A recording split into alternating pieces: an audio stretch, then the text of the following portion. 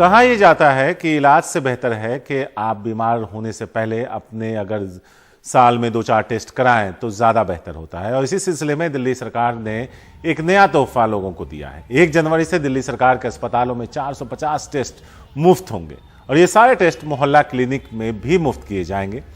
केजरीवाल ने स्वास्थ्य विभाग के अहम प्रस्ताव को मंजूरी दी। अभी तक दिल्ली के अस्पतालों में 212 तरह के टेस्ट मुफ्त किए जाते थे, जिनमें और दूसरे टेस्ट को भी जोड़ दिया गया है।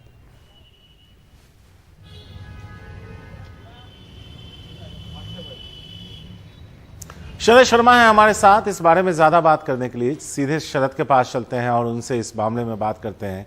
शरद, थोड़ी सी तस्वीर साफ कर दीजिए। पहला, आप बीमार हैं तब ये सारे टेस्ट होंगे आपके 450, या हम आप जैसा कोई भी जाकर ये टेस्ट करा सकता है? क्योंकि कहा हमेशा यही जाता है कि prevention is better than cure. हाँ, देखिए 1 जनवरी से होगा यह। वैसे तो अभी भी है, लेकिन अभी 212 तरह के टेस्ट मोहल्ला क्लिनिक और दिल्ली सरकार के अस्पतालों में मुफ्त होते हैं। अब इसी की संख्या बढ़ाकर जो दिल्ली सरकार है वो 450 1 जनवरी से कर देगी। ये प्रस्ताव को जो है मंजूरी मुख्यमंत्री अरविंद केजरीवाल ने दे दी है। लेकिन इसके अंदर बात यह है शारिक समझने वाली कि पहली बात, कुछ टेस्ट तो मोहल्ला क्लिनिक या दिल्ली जो सरकार के अस्पताल होते हैं वहीं पर हो जाते हैं, जबकि बाकी जो टेस्ट होते हैं, क्योंकि मोहल्ला क्लिनिक में उतनी सुविधाएं नहीं हो सकती हैं, बाकी जो टेस्ट हैं वो उसके सैंपल वगैरह तो ले लिए जाते हैं उस मोहल्ला क्लिनिक में, लेकिन आगे प्राइवेट लैब या फिर जो गवर्नमेंट की लैब है वहां पर टेस्टिंग के लिए चले जाते हैं। तो इस तरह से ये जो मॉडल है दिल्ली में चल रहा है। तो ये तो टेस्ट तो इस तरह से होंगे कि मोहल्ला क्लिनिक में चाहे आप करा लीजिए या फिर आप चाहें तो सरकारी अस्पताल में करवा लीजिए, मुफ्त होंगे। लेकिन ये ध्यान रखने वाली बात है शारिक कि ये जो टेस्ट हैं ये केवल दिल्ली के जो नागरिक हैं उनके लिए फ्री है। यानी कि जो एनसीआर में लोग रहते हैं, चाहे वो आप रहते हो चाहे मैं रहता हूं एनसीआर में, ये हमारे लिए नहीं है। अगर दिल्ली की सीमा रेखा में आप रह रहे हैं, क्योंकि उसमें आधार कार्ड आपको देना होता है या वोटर आईडी कार्ड देना होता है, तो केवल उन्हीं लोगों के लिए ये जो सुविधा है ये सरकार की तरफ से दी जा रही है। शारिक, शरद, अभी तक मैंने उस पे भी थोड़ा सा रोशनी डाल दीजिए कि अगर आप बीमार हैं गए तो ये 450 तरह के टेस्ट करा सकते हैं। अब ये बताइए कि अगर हम और आप दिल्ली में रहते हैं और साल में एक बार जाकर टेस्ट कराना चाहते हैं कि देखें अंदर कुछ क्या चल रहा है, तो क्या जाकर के कोई टेस्ट करा सकता है? हाँ बिल्कुल, जो भी दिल्ली का नागरिक है वो यहां पर जाकर अगर उसको कोई शंका हो रही है अपने बारे में या रेगुलरली भी कोई टेस्ट कराना चाहता है, ब्लड टेस्ट कराना चाहता है, यूरिन टेस्ट कराना चाहता है, सीरम टेस्ट कराना चाहता है या और अन्य तरह के बहुत सारे टेस्ट इसके अंदर लिखे हैं, कोई भी चाहे अगर उसको लगता है कि उसको टेस्ट कराना है तो वो करा सकता है। ये बिल्कुल निःशुल्क होगा। और अभी खबर है वो यही है कि संख्या इसकी जो है सरकार बढ़ा रही है। अभी लिस्ट इसकी नहीं आई है कि कौन कौन से टेस्ट और ऐड किए हैं, लेकिन कोई भी चाहे अगर वो दिल्ली का नागरिक है, किसी भी तरह का टेस्ट जो सरकार की लिस्ट में लिखा हुआ है वो टेस्ट मोहल्ला क्लिनिक या दिल्ली सरकार के अस्पतालों में जाके करा सकते हैं। पूरी तरह से निःशुल्क होगा। शुक्रिया शरद, एक अच्छा फैसला लोगों के लिए, राहत भरी खबर 1 जनवरी से। तो फिलहाल आपका बहुत बहुत शुक्रिया। तो यहां आपको बता दें कि अब 450 टेस्ट मुफ्त कराए जा सकेंगे, चाहे आप दिल्ली सरकार के अस्पताल में जाएं या फिर मोहल्ला क्लिनिक में। और अच्छी बात यह है कि अगर आप रूटीन चेकअप भी कराना चाहते हैं तो उसमें भी आपको इजाजत होगी। हिमाचल प्रदेश और गुजरात में हुए चुनाव के बाद आम आदमी पार्टी ने राष्ट्रीय दल के सभी मानक पूरे कर लिए। हालांकि अभी इसकी औपचारिक घोषणा होनी बाकी है। इस बीच आपने अपनी 2024 की तैयारियां शुरू कर दी। इसी कड़ी में आपने आज अपने राष्ट्रीय संगठन महामंत्री के नाम का ऐलान कर दिया। संदीप पाठक को पार्टी का राष्ट्रीय संगठन महामंत्री बनाया गया है।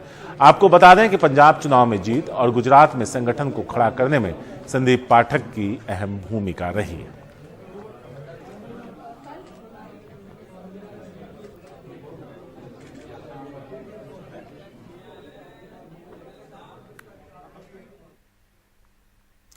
कांग्रेस नेता राजा पटेरिया को पुलिस ने गिरफ्तार कर लिया। आज सुबह घर से उन्हें गिरफ्तार किया गया।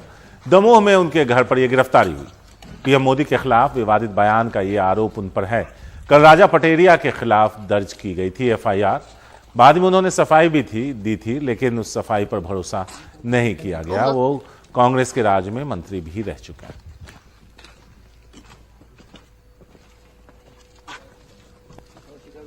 कानून अपना काम करेगा।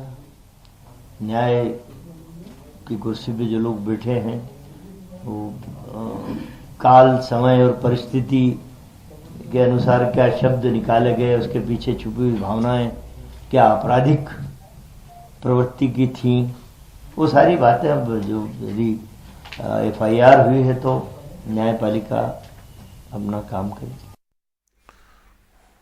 राजस्थान के कोटा जिले में दिल दहला देने वाला वाकया सामने आया। 3 अलग अलग मामलों में 3 बच्चों ने खुदकुशी कर ली। इसमें से 2 छात्र अंकुश और उज्जवल बिहार से हैं, जबकि एक छात्र वहां पर मध्य प्रदेश का है। एक ही हॉस्टल में अगल बगल के कमरों में ये दोनों बिहार के बच्चे रहते थे। इनमें से एक मेडिकल की तैयारी कर रहा था, जबकि दूसरा छात्र इंजीनियरिंग की तैयारी कर रहा था। जो मध्य प्रदेश का छात्र है वो भी मेडिकल एंट्रेंस की तैयारी में जुटा हुआ था। पुलिस मामले की जांच कर रही है। राजस्थान में गहलोत सरकार के 4 साल पूरे हो रहे हैं। गुटबाजी से जूझ रही कांग्रेस को अगले साल चुनाव का सामना करना है। गहलोत सरकार को सबसे ज्यादा उम्मीद राजस्थान की स्वास्थ्य बीमा योजना चिरंजीवी से। सौरभ शुक्ला की रिपोर्ट। 1 साल का आहद अली जब पैदा हुआ तो दिल की गंभीर बीमारी से ग्रसित था। हालत इतनी खराब हो चुकी थी कि बच्चे का बचना मुश्किल लग रहा था। डॉक्टरों ने बताया कि बच्चे को बचाने के लिए दिल का महंगा ऑपरेशन करना पड़ेगा। परिवार राजस्थान सरकार की चिरंजीवी योजना के तहत पंजीकृत था तो आहत की कोटा के एक निजी अस्पताल में मुफ्त सर्जरी हुई और अब वो सेहतमंद है। ये बच्चा होते बहुत नीला पड़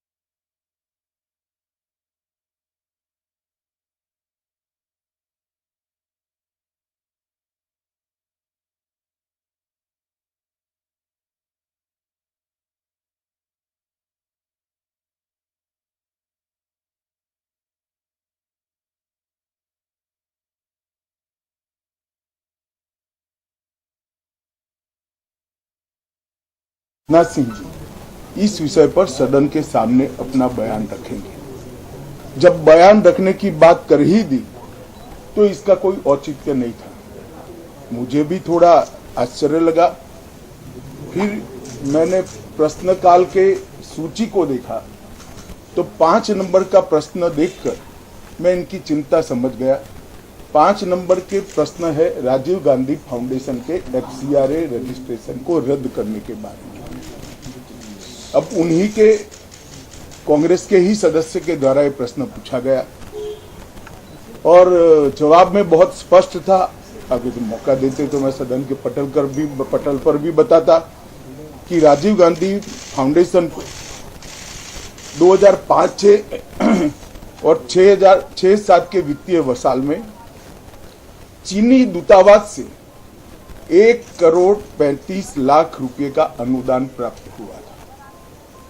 चूंकि FCRA के कानून और उसकी मर्यादाओं के अनुरूप नहीं था तो नोटिस देकर पूर्णतया कानूनी प्रक्रिया का अनुपालना करते हुए गृह मंत्रालय ने इसका रजिस्ट्रेशन रद्द किया है। फाउंडेशन ने अपना रजिस्ट्रेशन सामाजिक कार्यों के लिए करवाया है और ये जो राशि चीनी दूतावास से मिली इसका उपयोग भारत चीन संबंधों के विकास पर शोध करने के लिए ये पैसा दिया गया है। अब मैं कांग्रेस पार्टी को पूछना चाहता हूं कि इन्होंने शोध तो जरूर किया होगा, क्या उनकी शोध में 1962 में जो हजारों हेक्टेयर भूमि भारत की चीन ने हड़प ली वो शामिल था क्या?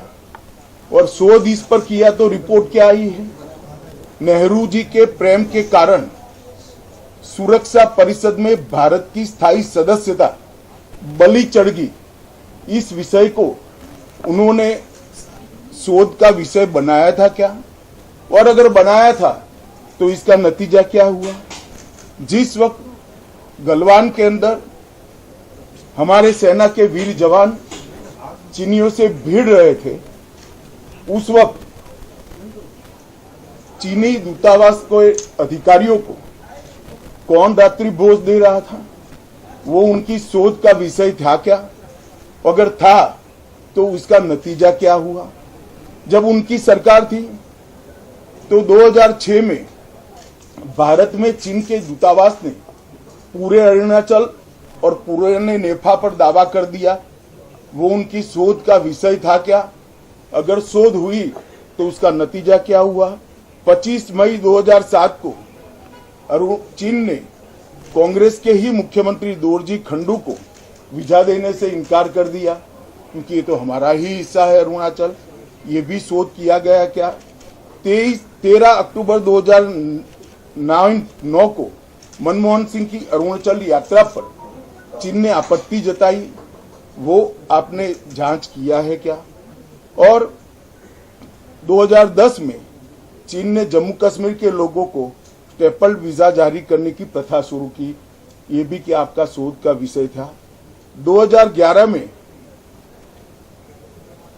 कांग्रेस सरकार ने चीन की धमकी के बाद हमारे रोड और वाइटल बॉर्डर इंफ्रास्ट्रक्चर्स का निर्माण डैम चौक में रोक दिया। ये क्यों रोका गया, इसकी भी शोध की है। मैं कांग्रेस पार्टी को पूछना चाहता हूं, ये दोगला रवैया जनता के सामने नहीं चलता है। जनता सब देख रही है। आपके परिवार द्वारा चलाया गया फाउंडेशन, उसका FCRA रजिस्ट्रेशन चीन की दूतावास से मिले हुए अनुदान से समाप्त हुआ है।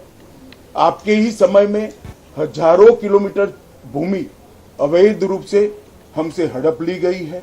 आपके ही समय में हमें मिली हुई सुरक्षा परिषद की सदस्यता आपने निजी संबंधों को बनाने के लिए चीन की भेंट कर दी है। ये सारी जनता ये सभी विषयों को जानती है। मैं इतना स्पष्ट कहना चाहता हूं कि भारतीय जनता पार्टी की सरकार है, नरेंद्र मोदी इसके प्रधानमंत्री है, और जब तक भारतीय जनता पार्टी की मोदी सरकार चल रही है, 1 इंच जमीन पर भी कोई कब्जा नहीं कर सकता। कल अपने सेना के जवानों ने जो 8 की देर रात को और 9 की सुबह को जो वीरता दिखाई है, मैं इसकी बुरी बुरी प्रशंसा करता हूं। इन्होंने घुसे हुए सभी लोगों को कुछ ही घंटों में वापस खदेड़ दिया और हमारी भूमि का रक्षण किया है। राजीव गांधी फाउंडेशन के FCRA लाइसेंस रद्द होने का एक दूसरा भी कारण था। इस्लामिक रिसर्च फाउंडेशन की, जिसका प्रणेता जाकिर नायक है, जाकिर नायक को पूरा देश जानता है, उनसे भी 7 जुलाई 2011 को 50 लाख रुपया राजीव गांधी फाउंडेशन ने प्राप्त किया था। मैं पूछना चाहता हूं, राजीव गांधी फाउंडेशन के कर्ता धर्ता जो कांग्रेस की फैमिली पार्टी है, उसी के सदस्य हैं, तो आपको ये पैसा जाकिर नाइक ने किस मकसद के लिए दिया था? इसकी भी स्पष्टता देश की जनता के सामने होनी चाहिए। धन्यवाद।